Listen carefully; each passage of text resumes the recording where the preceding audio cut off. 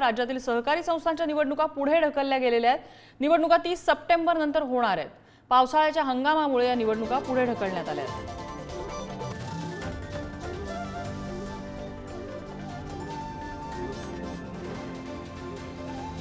सहकारी संस्थांच्या निवडणुका येऊ घातलेल्या होत्या, मात्र पावसाळा असल्यामुळे या निवडणुका पुढे ढकलण्याचा निर्णय घेण्यात आला आहे।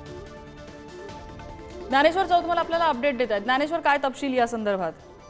आपल्याला कल्पना आहे 2024 आणि 2025 या वर्षात राज्यातल्या जवळपास 24,710 सहकारी संस्थांची निवडणूक प्रलंबित आहे। त्यापैकी 8,000पेक्षा जास्त सहकारी संस्थांची निवडणूक प्रक्रिया सुरू आहे।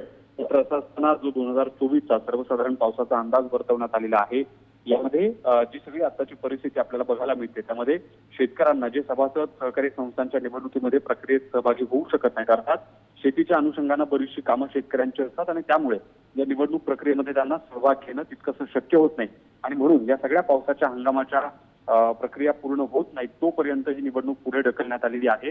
जी माहिती मिळते त्यामध्ये 30 सप्टेंबर पर्यंत या सगळ्या 8,305 सहकारी संस्थांची निवडणूक प्रक्रिया पुढे ढकलण्याची माहिती मिळते। त्या संदर्भातला जो शासन आदेश आहे तो देखील काही वेळापूर्वी प्रकाशित करण्यात आलेला आहे। आपल्याला कल्पना आहे की या ज्या निवडणुका आहेत त्या या अगोदर देखील पुढे ढकलण्यात आलेल्या होत्या आणि आता पुन्हा एकदा पावसाच्या हंगामाचं कारण देऊन ह्या सगळ्या निवडणुका पुढे ढकलण्यात आलेल्या आहेत।